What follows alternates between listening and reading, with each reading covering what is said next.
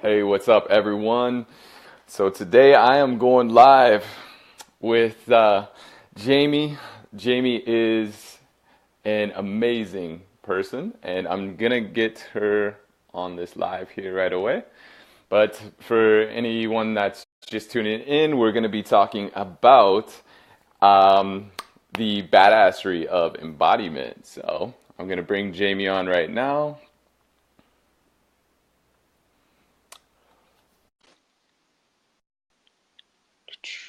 Prove. Here we go.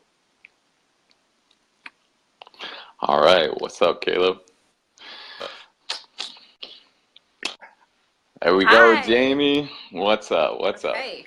So, I think yeah, welcome everyone. For anyone who's hello. tuning in, we got Jamie today.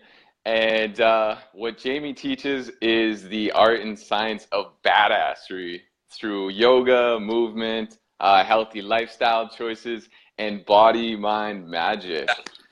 So, Jamie, for anyone who's just tuning in, could you tell them a little bit about yourself? I'm just going to fix my camera because I flipped over my phone.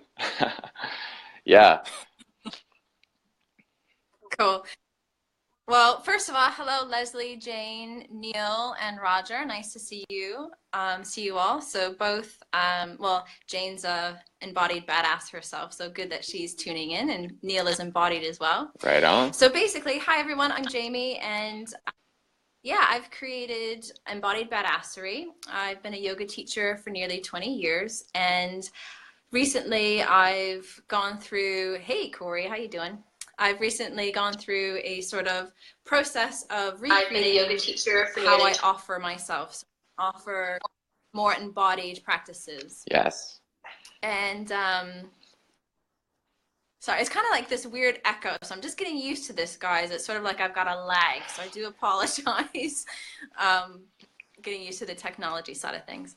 Um, so basically, I work with embodied practices. And for anyone who doesn't know what embodied means, embodiment is literally how we are. It's instead of viewing the body as a brain taxi, we're a bit more than that. And we notice how we are, and by noticing how we are, we can then make choices Mm, based on how we are. Does that make absolutely. sense? So we use that to understand kind of like some of like the stories and patterns that come up in our lives, kind of thing. So, Yeah. Yeah, so I work with embodied yoga principles, and embodied yoga principles has about 26-ish forms. We're always developing more. And that's just the forms itself. There are more sort of partner practices. I mean, there's many different ways you can use it, but I use these forms. So for example, there's a yes form, a no form, authority, taking up mm, space, giving, receiving. So like the giving and receiving were two of the ones that I worked with last night on my bedroom badassery webinar right. that I had. Yeah. So we look at our bodies, we take these forms, there are very specific ways to do these forms, and then we look at the deviations that we're making in our Mm, body. And these deviations give us insights about how we are, because how we are in our body is how we are everywhere else in our life. Our bodies cannot lie. They just have this inability to lie to us. Our monkey brains can lie, mm, and our hearts and our emotions can go a little bit crazy. But at the end of the day, the body doesn't know how to do it. So we look at our patterns and our mm, habits, and that grows our awareness. And then we have choice about what we want to do mm. about it. Yeah, that I definitely resonate with that. Like, I know, I could be like walking out in public or something like that. Like I used to walk through malls and stuff like that, and I would be like, yeah, like I'm like super confident and stuff, and then like, I would notice like, my body language would like, my legs would be like slumping a little bit or something like that, and it's just like having that awareness to be like, okay, like what is the actual story that my body's trying to tell me? So, what we're So, well, I was going to say there's a difference between body language and okay. embodiment. So, embodied is how you are, and body language is how you're revealing Okay. yourself. Yes. Okay, so there's a subtle difference there. So body language is just revealing your patterns as opposed to necessarily Mm. how you are. Okay. And what would be like a good practice to get started with like that embodiment of really tapping into more of how we are? The really the simplest way to begin noticing how we are is to center. And what I mean by centering is taking that moment and, whether it's closing your eyes or having your eyes open, but tuning directly into yourself and asking yourself the question, Mm. how am I? And then see what comes up. And it's literally as simple as that, is how am I, or how Right. are you? And you can take some more conscious breathing. You can breathe down into the belly. So there are lots of different ways, but a centering practice, I mean, you can look up centering practices, or I can, take you through a centering practice, but that's the first and most basic way, is to Mm, center okay. yourself. Yes. Yeah. What is like your kind of journey with this then? Like what is like Jamie's story about how she got into like the embodiment thing? I'm curious. Okay. Okay, well, like I said, I've been teaching it in the wellness industry and world for about 20 years now. And and I think every yoga teacher probably has an element of embodiment anyway. Not all yoga is embodied, so just as, as a disclaimer, not all yoga is embodied, not all movement is embodied. And I was on one of these Facebook groups, and this guy called Mark Walsh, who is the creator of embodied yoga principles, put up a post, and that he was holding this teacher training, Mm, and it was in Brighton. And Brighton is only like down the road from me here in the UK. And I was like, what? There are other cool people yeah. like near me? Like, what's going on here? And so I contacted him, and he invited me on to his teacher training, and I did the embodied yoga principles teacher training, and everything clicked. It was just like, finally, there's this deeper Mm, psychological layer to how we are in our bodies. And now I finally have the mm, vocabulary. I have the vocabulary to help people. And it was, yoga is great and yoga is fantastic. And I'm sure you heard me say this in my yes. interview with Brian Rose. What is the point of doing yoga if you're not going to take Mm, it off your mat? There's okay, fine, your body is going to feel better, great. But if you're not going to actually make improvements and have impact in all aspects of your life, then I don't know. For me, there's no point. yes. So that's how I got into the embodied side, because it made sense, and I love it. Absolutely. Yeah, that's beautiful. I totally resonate with that too. Like anything that you do, it should be able to transfer over and show up into to your life like that. And I love the quote that you said to Brian as well. Like there's more wisdom in our body than in like our deepest philosophy. Uh, love that. That's actually not even that's not that's a quote that I curated. I think it was Frederick Nishke, that's his original. That came from him. And but it is Mm, so true. It's so true that there is more wisdom in our body than in any of our deepest exactly. philosophies. Yes.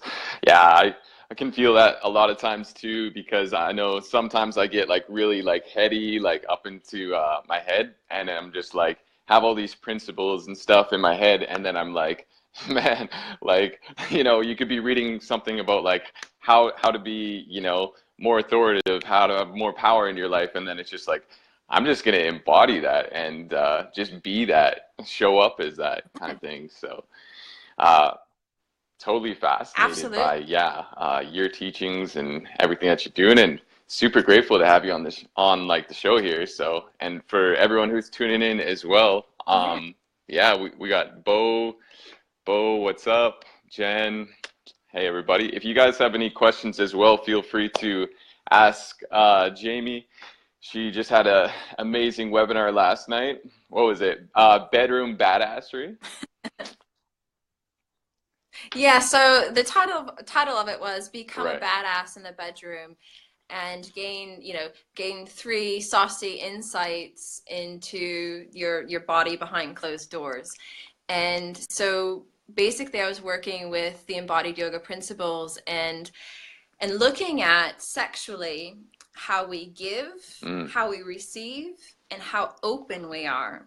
And so how we give sexually and how we receive, because I'm sure, okay, so those of you watching, I'm sure you've had lovers who were terrible receivers. You know, like they just couldn't relax into it. They we've all had those lovers, right? And not like that's great, because if they're not a receiver, then they're Yeah. probably a giver. And who doesn't want to be given to? But at the same time, if there's not that balance where you can't have the opportunity to both give and receive, then things get a little Mm. askew, because there's a lot of pleasure in giving as 100%. well. So we're so we were looking at that, but we're also looking at how open are we, like how open are we to receiving pleasure, how open are we to Mm. being vulnerable, because obviously when you're with somebody sexually, there's an element Right. of vulnerability. So we were looking at these dynamics, and interesting, not a lot of people realize this, but how we are sexually directly relates to our relationship to Whoa. money. Cool. Okay. So, if you think about it, our sexual energy, it's life force energy, it's creative.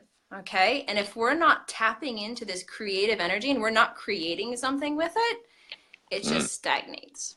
So our relationship to how we're able to receive money, give money, and how open we are to it is exactly the same how we are sexually. Wow. That's incredible. Yeah. Wow. How did that how did you uncover like that correlation? Is it like the creative aspect like you were saying before? Like because I know with like when I was studying Chinese herbalism and whatnot, there's a lot of like celibacy that went into some spiritual practices where certain people believed if that they stored up that sexual creative energy and facilitated that into their business, then that was essentially like they were, making love to their business, making love to ideas and giving birth to these things in the world. So, Yeah.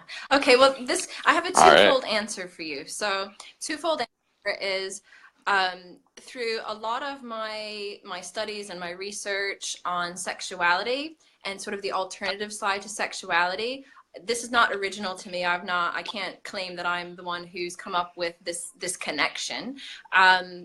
But it's kind of, there are a lot of other people who also agree and Right. teach the same, and it's a really deeply held belief, because if we look at that for ourselves, I know when I look at how I give, receive, and how open I am, I can see how that relates to my money situation Hmm. completely. But to go to the Chinese side of things, and this idea of celibacy, or this idea of holding our sexual energy and not kind of releasing it. For me, I like to. I'm not even sure if this is tantra, because I've not really studied tantra. I've looked at tantric Hmm. stuff, but for me, I like to come from the space of this energy is abundant, and so therefore I can have enough energy to have sex and make my business Yes. grow. So I can not only have lots of great connected sex, but I also have enough of that energy to put to my business. So for me, that's like, it's almost like saying love is limited, Mm. and it's not. Love is limitless, and the same with the sexual energy. So I don't necessarily buy into the storing it up and only I putting it love in that one answer. place. And it totally shows up. Like, I mean, ever since like I saw like your interview with like the London Reel and everything, like just your passion and like your creative energy into everything that you're doing is like shining bright, and like that abundance is beautiful for sure. So yeah, what are like some Great. of Thank you. like those like common blocks or anything like that that you see with people? Like, I mean, when it comes to sexual relations and stuff like that, sometimes like stuff like shame or anxiety, like body image Mm, and that kind of stuff can come up. And same thing with like money too, right? We can have money blocks in giving and receiving. So what are some of like the common ones that you see, and what are like the yeah. big breakthroughs? Okay. Well, that's quite a big question. But I mean, if you're talking sexually, there is a lot of shame around sex. Like even it's been interesting when I've put myself out there doing this bedroom Hmm. badassery thing. I had to like go on Facebook Live a few times and say, I'm not doing pornography, people. Like, like I had to be really clear, like, this is not pornography. This is like connecting deeply to ourselves. So I had to be a little bit clear about that. But there is a lot of shame. And I've had people, personal message me saying, I'm really interested in what you're doing. It's really amazing you're putting yourself out there, but I don't want to be seen. I don't want to be seen as being curious about what you're doing, but can you tell me about it Ah, privately? So it's so there's the shame, there's not wanting to be seen, playing mm, small. That's a big one. A lot of people right. play small. Um, and so it's really and there's also, going back to money, there's a lot of shame Mm, around money as well. So a lot of people, especially in the spiritual kind of alternative community, they have a hard time accepting money for the value they're mm, putting into the world. It's like, well, this stuff should be free. I'm spiritual, and which is beautiful. It's beautiful, but at the same time, you need yeah. to pay your bills. You need to put food on the table. And there's nothing wrong with charging money, because actually at the end of the day, people gain more value from what you're giving them if you charge them for it. Mm, Like it's human nature. It's just how we are as absolutely. humans. But it's hard to say, like, I wouldn't say there are common themes. However, there are some culturally like common Mm, themes. So when you teach, because we have these layers of embodiment, we have who we are in a situation, we have who we are culturally, who we are as a society, who we are demographically. Like they're all of these sort of like layers to our mm, embodiment. And it's been interesting when I've taught embodiment, in different cultures, how the different cultures will embody things. mm, So for example, this is a classic yeah. one. When I teach embodiment to Americans, they have no problem taking up space and being seen. Zero problem with that. Yeah. However, the British, they don't so much want to be seen. Ah, They play small. So it's interesting watching these sort of like cultural ones unfold. wow. But I would have to say people's embodiment are really dependent on their life experience. Right. Wow. And Hey, that's John. beautiful. Hey, Daniel. Hey, Dan. What's up, Daniel? And yeah, let's see some of the comments here. So if you guys have any questions for Jamie, definitely feel free to ask. She is a body full of wisdom. Kenny says, energy exchange. Yes, absolutely. Absolutely. Yes. That's amazing. So, what are some of the ways that we can understand those patterns through like body movement? Like, what is like a practical thing that someone could do to understand some of those layers, both like culturally, because like from a cultural perspective, like I have a mix of like Trinidad and Tobago plus like a little bit of Canadian, and it's cool because I can see Yeah. the two different sides. Like uh, I would go to family dinners and like it's very like quiet, reserved with like the Canadian, and then we would go to like the Trinidad side, and it's just like expansive, and we're like shaking our hips and all this kind of stuff. And the Trinidadian goodbye as Yes, well. Like you guys, the Trinidadians, their goodbyes. Like one of my best friends Trinidadian, so I can nice. speak to this. And it's kind of, yeah, she's beautiful, beautiful soul. But it's interesting. Like so, for example, what I mean by Trinidadian goodbye is that it's kind of like when you're at your house and it's like time to say goodbye to everyone. You say goodbye at the table, you say goodbye at the door, you walk down to the gate, you still say goodbye, you're still at the gate, you're still saying goodbye, and like an hour goes by before you've actually said goodbye to them. And so it's interesting, like peeling back, how you are with Mm, leaving, like so even for example, like at the end of an interview, how easy is it for you to say goodbye? How easy is it for you to leave a conversation? How easy is it for you to, it's fascinating. But as far as like an easy practice, I would say find yourself an embodied yoga principles teacher. And for anyone that wants to learn embodiment, I do have online programs. Yes. That goes through embodied, and you can begin looking at these layers, and by looking at these layers, like I said, you grow awareness, and then you have Beautiful. choice. And yeah, so some of those modules that you got online there is like enter into life like a boss, and then and then be a gangster by boldly taking a stand. I love that. I love your like language that you use, like, because it totally, like, it makes me like want to be like, yeah, I'm a boss. So Yeah. Well, because I mean that's what embodiment for me is. It's giving me, it's empowering me. I'm in an empowered place because I know how I am. If I know how I am, then I can be sensitive to what is happening around me, and I can make choices that I hold that are integrated into where I am. And then I can also be aware of where you are. And so, yeah, I use a lot of fun language because for me, embodiment is just that. It's this tool that we have that we can become better versions of ourselves and be more connected. And when I look at my big why about what I'm doing, my big why is connection. Like I want to be connected to those around me, and I want everyone else to feel connection, because that's what this human thing that we're doing, it's connection. absolutely, yes. And like pretty incredible right now. Like you're in London right now, and I'm in Calgary all the way over here. So to be able to have this connection is amazing. So right? So yeah, Yeah, that's it's badass. it is badass. I love that. Yeah. Yes. Let's see what else. So, just gonna check the comments real quick. So, hey Scott, hey Alana, what's up? Yeah.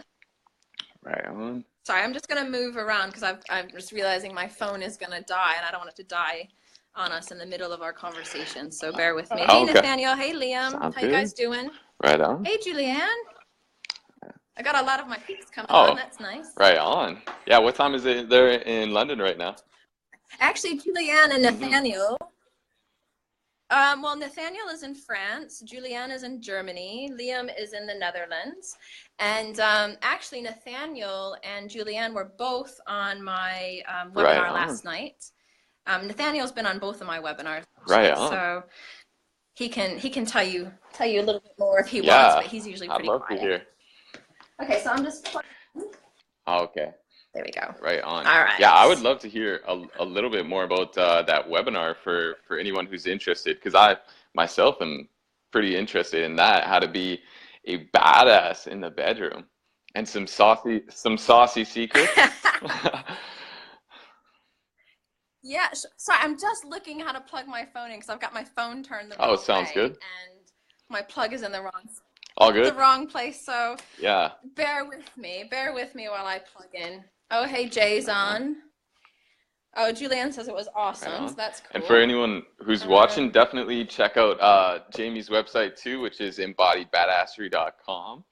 And she has an amazing interview too that she just did on London Real TV as well with Brian Rose, where she talks about how to be an embodied badass. So definitely check that out. And if you guys have any questions, definitely toss them below. Give some likes. All right. Cool. Okay, there. I think I'm plugged in now, and I shouldn't die on you guys. I'm just all right. Stuff. So on the topic right. of bedroom badassery, could you give us like a maybe a little bit of a tease about what that's all about? Okay, so like I said, well, the first thing that we dove into was how are we able to receive? Okay, so if we can look at our relationship to receiving, because for example, how I receive one thing is how I receive everything, Yes. generally speaking. So what I did was I asked everyone in the webinar to come into the receiving form. And so there's a receiving form. I had them go into it. Hey, Emily, how you doing? So I had them go into the receiving form. And when you go into these forms, you center. So I have you breathe. I have you feel your body. Yeah. And then we take the time to notice, okay, so how does this feel in my body? Does this feel comfortable? Is this a yearned for sensation? And we start exploring the body with these questions. And then after that, I had everyone breathe and center again. And then I had them visualize receiving sexually. You know, they could receive whatever they wanted sexually, and they're on, like, I let people create their own fantasies. But how was it, how are you feeling in your body holding this receiving form, which is non-sexual, the receiving form, just to be clear. What does that bring up? You know, are you still able to breathe fully? Are you still able to maintain a sense of softness? Do you feel rigid? Like, how are you feeling? And then we explore. That's beautiful. Yeah. And yeah, so I mean, it's saucy in one way because we're talking about our sexuality, but the actual practices aren't saucy. You know, like I'm not giving people like one-on-one how to give a BJ. You know, like it's not that kind of saucy, but it's more taking, like I said, these embodied forms and what comes up for us when we take these forms. Yeah, it sounds like powerfully, you know, allowing people to actually explore their sexuality on levels that they might not have been able to explore before. So, like, and what you said about what's that? Oh, go ahead. Oh, I was just gonna say about what you're saying about money before. Like, I've noticed that in my life personally, like, because sometimes, like, I was like one of those like guys that was like a big giver, like love to give like lots of like massages and, you know, other sexual stuff as well. But like, I noticed when I was receiving, sometimes I was holding back and, like, you know, like very rigid. And then that was showing up in like the money sometimes. Sometimes people would want to support me through my money, and I was like, you know, holding back in the same way that I was in the bedroom, right? But I noticed when I started, you know, allowing myself to receive that, wow, just felt, it was just like tapping into beautiful spring of like just great energy. So yeah. Well, and also, you know, when you allow yourself to receive, you're giving your partner, that's if you're doing this with a partner, because this can even be for yourself. Do you even allow yourself to receive self-pleasure? So you can take, even if you don't have to have a partner to do this, or to feel these things, or to explore your sexuality. It can be quite the opposite, actually. But if you have a partner, you can also think, you know, when you're receiving, if you're not an open receiver, you're denying your partner that gift of giving. You know, you're denying that to them, and then therefore you're not kind of meeting this connection. And it's beautiful when you can meet each other equally with your giving and your receiving. Yes. So I don't know if that makes sense. That does. And I think one of the bigger bombshells that I said last night, and again, this doesn't necessarily have to do with embodiment in particular, but I said to all the women on the webinar, you know, if you're not wet and if you have to use lubrication, the only time you should ever have to use lubrication is if you're having anal sex. And so if you're not able to be wet through your foreplay, through your connection, there's a disconnect. Whether that's a disconnect happening for you and your relationship to yourself or to your partner, etc. That was a big bombshell, because I had people kind of private messaging me saying, what do you mean? Like, I should just be able to be wet? Like, what is that supposed to mean? And again, that's your connection to how open are you? How open are you to this person, to yourself, Mm. to the situation? Are you able to vocalize what it is that you want? You know, Ah, like how often have you had partners that can't actually tell you what they want because they feel shame? They're not allowed to have that kind of ah, pleasure. yes, I could talk about this from so many different yes, angles. yeah, I love that, So I've seen a question Nathaniel. come up. So it's about what you sense in your body during the posture, which is influenced with the feelings triggered by the receiving memories you think of. Don't know if my phrasing makes sense. Does that make sense to you?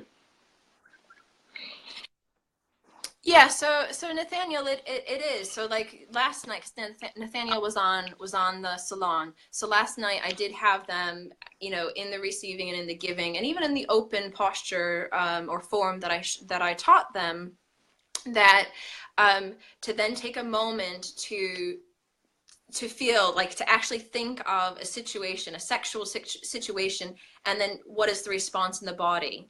Because like I said, the forms that we were taking were non-sexual, but what you're thinking of is still going to reflect what happens in Mm, your body. So it makes complete sense. that's awesome. Yeah, I've noticed that on like in an emotional level as well too. Like if I open up myself even more like emotionally, then you're allowing for that kind of energy exchange as well too. And it's like same thing, setting Yeah. like the precedent for like that foreplay as well, and like just opening yourself up to that energy of receiving as well. So I love that. So Yeah. does anyone else have any Yeah. questions as well? Feel free to share, guys. So I guess what we could do if no one has any questions, I know that you're a busy girl, so I will get into the lightning round real quick. So just gonna ask a few, Oh, I have no idea what the yeah, lightning round is, but just a okay, few all right. quick questions, and then we're gonna leave the viewers here with something that they can take home as well. So first question is just well, not just, but what are you most grateful for today? Um, I'm most grateful for the circle of men and women that support me all the time. You know, whether that's, you know, in-person friendships, online friendships, but I have the most amazing circle of people around me that love me unconditionally, and it's to Oh, them that's I'm so beautiful. grateful. Love that. And next one is fruits or vegetables? Fruits. Fruits. Nice. Good call. What's your favorite fruit then? Durian. What? Durian. That's like the stinkiest one too. Yeah. No, okay. So we're gonna pause this lightning round because I All need to right, talk let's hear it. about durian. Okay, so durian is like the most sexual food ever. Okay, fine, it has a weird smell, but once you actually eat it and you taste it, it's like you actually desire that smell. That Mm, smell becomes really nice. And I don't know if you've ever had durian, but it's creamy and it's it oh, I is. mean, it's orgasmic. This is like orgasm food Yes. durian. Okay, so I can respect that. I'll just leave it at that. All It's right. For orgasmic. anyone who's on the verge of trying durian, try it out. Don't sit on the fence, just do it. Yeah, I remember I tried it in Indonesia, like in 2004, and then I went to Singapore and I Yeah. saw that they had like on the subways they had like they banned it, I guess. The Yeah, no durian yeah. signs. Yeah. And it's, you know, durian, there are different varieties of durian. So, like, just there are different varieties of apples, there are different varieties of Mm, durian. So, you know, even if you did try one, it might not be the case that you're going to not like all all of right. them. Just like every pussy is different, I every love durian is that. different. Hey, that is Just true. saying. I love that. And the smell thing too. Um, Yes, yeah. exactly. So superpower, would you rather be able to fly, be invisible, or to transport anywhere? Transport anywhere. I want to be visible forever. I don't want to be invisible. I want to be able to transport. Nice. I love that. Um, and then also your favorite Mm. book.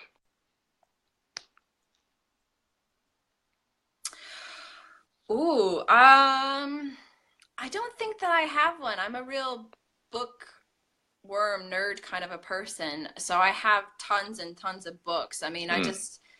yeah, I have stacks and stacks of Anyone books. that you could recommend to So I, the I can't people? choose, sorry. I love if you want to if you're looking sexuality wise, I love the work of Esther Perel. I like the work of Ken Blackman. Hmm. If you're looking, I don't know, embodiment, I don't know. At the moment, I've got this book here. I'm just going to start ending the Okay. search. Right on. All Maybe right. it's going to be good. I think it's going to be good. Right on. Love it. Yeah. All right. Favorite dessert? Ooh,